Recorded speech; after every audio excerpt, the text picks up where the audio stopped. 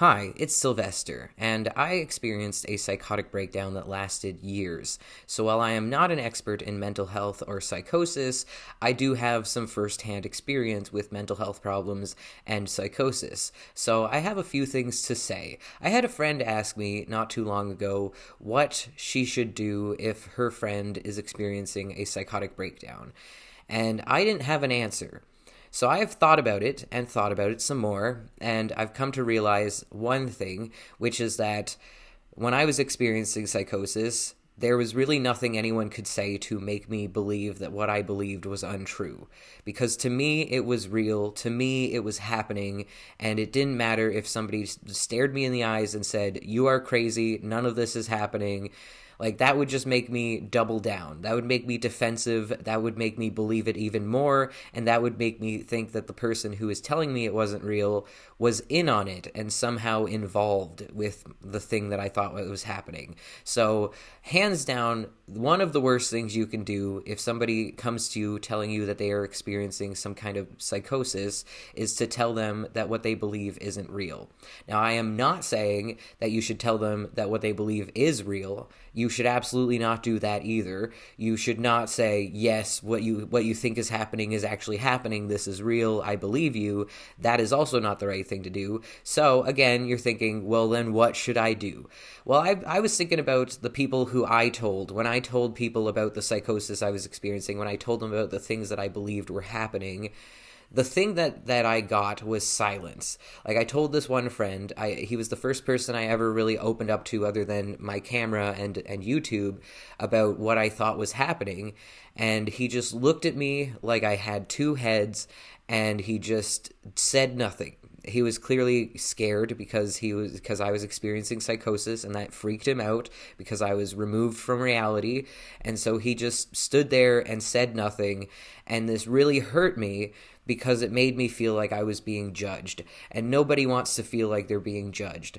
And when I went to the hospital, I went to the hospital several times, and this is also what doctors and nurses would do. I would tell them about my psychosis and what was happening, or what I thought was happening, and they would just get quiet, and I would feel judged by them, like they were thinking that I was crazy. And even though, yes, I was crazy, it still hurt to know that people were thinking that of me. The thing that I really wanted when I told people about my psychosis, I wanted a few things. I wanted to not feel judged, first of all. I wanted to have sympathy. I wanted to feel like they sympathized with me.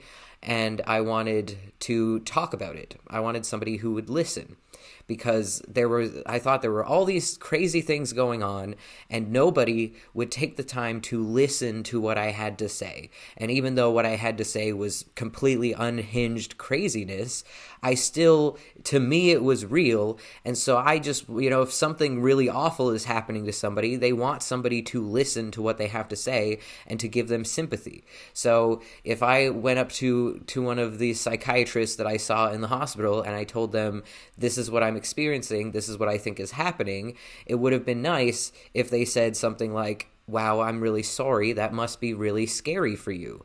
Like, something as simple as that would have really, really made me feel a lot better. They didn't have to say, "I believe you," even though deep down that's what I wanted to hear. I wanted to hear somebody tell me that they believed me, because the worst part about the psychosis, it was that nobody believed me. And like this, I thought this horrible, crazy thing was happening to me, and nobody believed me. And so that really hurt. I really wanted people to believe me. But again, you shouldn't tell somebody who's going through psychosis that you believe them. That could make it worse. But just saying, "I'm really sorry that you're going through this," or "Wow, that must be really, really scary," that's a very simple thing to say, but it's a very powerful gesture, and it'll make the person feel a lot less alone. And then ask questions, because clearly this person wants to tell you about this thing that they think is happening to them. So the guy who I told that I thought the Freemasons were after me, and he got really scared and quiet, if he had instead said, "Okay, well then why do you think the Freemasons are after you?" Or, what do you think that they want from you? Or, like, asking me questions about what it was that I believed was happening, that would have made me feel less judged. Like, okay, this person is giving me credit. They are not just immediately assuming I'm crazy. They're saying, "Let me humor you and ask you, like, like, what do you think is going on? I want to hear more, and it would show that they had an interest in what was happening to me, and that would have, or what I thought was happening to me, and that would have made me feel really comforted. And again, just not judging the person. If you look at them like they're crazy and act like they're crazy, they're going to feel crazy, and that's going to make them feel bad and ashamed. And you don't want to make people feel bad and ashamed, especially if they're going through something as awful as psychosis. You want to make them feel comforted if you can. Another thing you can do is calmly and non-judgmentally give them some advice and suggest that they get help. Don't tell them to get help. Don't sit there and say, like, you need help. Just go get help. Like, don't boss them around. Don't order them around. Don't treat them like they're some kind of child that needs to be told what to do. Treat them like they are an adult and an equal. I mean, assuming they are an adult. And just say to them, if this were me, I'd go see my doctor about this. I think you should probably talk to a doctor about this. And if they say no, and that they don't want to, and that they don't trust their doctor, or they think the healthcare system is evil or whatever, then there's nothing you can do at that point. You can't convince them that their doctor isn't evil. You can't force them to get help. And the more you try to force them to get help, the more defensive they're going to get, and the more they're going to think that you're also evil and you're in on it. So again, just calmly say to them, if this was me, I'd see a doctor, or maybe you should go see your doctor. And if they don't receive that well, then just accept it and realize that there is nothing you can do to convince them that they're wrong, and there is nothing you can do to convince them to go get help. And if they are making you uncomfortable and you don't want to continue listening to what they have to say because maybe they're getting a little bit manic and it's starting to freak you out a little bit, or maybe you just don't want to be part of this conversation anymore because it's an uncomfortable conversation and it is making you feel bad to talk to somebody who is going through something like that, then calmly excuse yourself from the conversation. Say, like, there's actually something I need to attend to, or, I just got a text from my friend, I gotta go, or just like, well, this has been nice, I'll talk to you later, and just calmly leave the conversation. Don't just go quiet and just walk away. That's going to make them feel really judged, and that's probably going to upset them. Treat it like you're talking to any other person, and just excuse yourself, again, like you are talking to any other person. And it might make you feel crappy that you had this conversation with somebody and you weren't able to change their mind and you weren't able to get them to go get help. But at the end of the day, it has to be their choice to get help. And if they really believe something to be true, there's really not much that can be done, and there's not much that you can do to force them to get help and to force them to realize that what they believe isn't true. You can't, and you have to understand your limitations, and I know that sucks. I know that feels awful, but as somebody who has experienced psychosis, I know that if somebody had tried to force me to get help before I was ready to get help, it would not have worked. It would have just made me believe what I believed even harder. It would have just pushed me further down the path of psychosis. And if somebody had tried to force me to see that what I believed was wrong, like people would say, like, you're stupid, this is dumb, because I was making YouTube videos and I'd get comments of people being like, this is obviously not true, you're stupid. And it would just make me believe it more, because it's like, I really thought that I was right, and I really thought that this was happening. And so for people to not believe me, it was really insulting. Like, imagine if you believed that you were being hunted down by a secret society, that you believed that people were after you, and people were telling you, you're wrong, you're crazy, I don't believe you.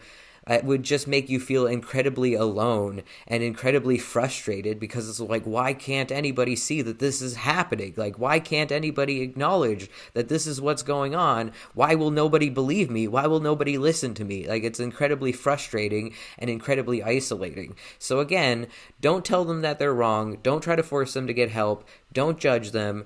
Treat them like they are a regular person. Try not to get scared of them, because a lot of times people who are experiencing psychosis are not a threat to you. They feel like they are the ones who are being hurt. They feel like they are the victims. They might scare you. It might be really scary, but the best thing you can do is to just try to treat them with humanity and respect and compassion and sympathy, and just treat them like they're a regular person who is going through something really, really awful. Like the example that my friend that I was talking to, who asked me, what she should do if somebody is experiencing experiencing psychosis, she said she had a friend who thought she was being stalked.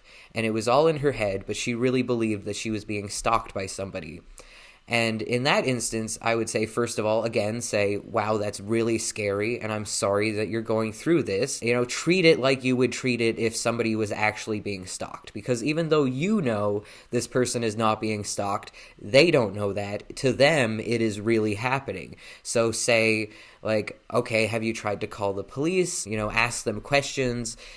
How do you think this person's stalking you? Like, do you see them places? Are they, like, what are they doing? Like, ask them questions, try to figure out what they think is going on, show them that you are interested and that you're listening to what they have to say instead of just shutting them down completely and being like, nope, you're not being stalked. I don't believe you, because that's going to make them feel really crappy. They think they're being stalked. And so if you told a friend, if you thought you were being stalked and you told a friend and they immediately said, you're crazy, that's not happening, that would make you feel really awful and, like, angry, because, like, what do you mean? You're my friend and I'm telling you that I'm being stalked and you're just writing me off like it's nothing, so, like, treat it like you would if you actually thought that they were being stalked, because that's what they want. They want you to believe them.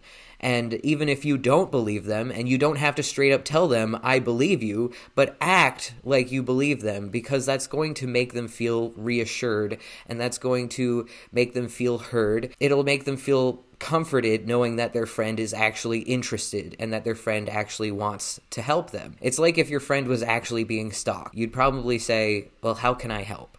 That is a very powerful thing to say, is, how can I help? Like the guy that I told that I was like, I think I'm being stalked by the Freemasons. I think I'm being hunted down by the Freemasons. If he had said to me, I'm really sorry, that sounds terrifying. What can I do? What can I do to help you? Like, that would have been such a powerful gesture, and that would have meant so much to me. And honestly, I wouldn't have known what to say, because I don't think there's anything he could have done to help me. Like, if I was actually being hunted down by this secret society, there's nothing that this random guy would be able to do to actually help that, or help with me with that situation. So I'd probably say, well, honestly, the only thing you can do to help is just listen to me. Anyway, that's all I have to say. Thank you so much for watching. Have a great day. Stay frosty. Bye.